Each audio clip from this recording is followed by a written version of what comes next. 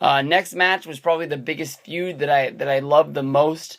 This was coming off of season 1 of NXT, where basically Daniel Bryan went through the show. Everybody thought that he was a big time favorite. NXT really didn't really script the promos. The guys were really free to do whatever they needed to do. It wasn't like WWE didn't care about it, but it was almost like a training ground of, what are you gonna do if we send you out there and we need you to do a 2-minute promo? Well, what are you going to do? I mean, they were able to see really what these guys were able to do without a net on live television. And it was fun. I loved NXT Season 1. And from there, it progressed a little bit. But if NXT Season 1 came on the WWE Network, I honestly would watch that show in progression from episode 1 to however many episodes there were. And I think I would love watching it again. Daniel Bryan had great matches. Wade Barrett had great matches. Chris Jericho was involved. I loved NXT Season 1. Good stuff. But basically, once the Nexus debut happened, of course, everybody knows about Daniel Bryan grabbing the tie. He was fired. They brought him back at SummerSlam.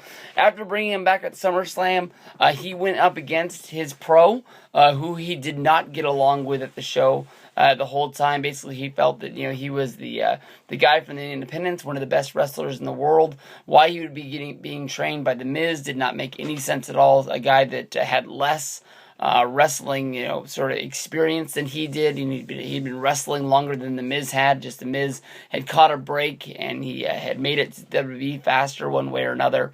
But basically, The Miz had joined up with Alex Riley, who was the winner of NXT Season 2 at this point, and they were sort of like the new sort of gangbusters. Alex Riley at this point was wearing the varsity jacket, and he was slowly transforming him into Miz 2.0. In this match, Daniel Bryan beats The Miz, sort of putting the stamp on this. He's really going to be a WWE guy.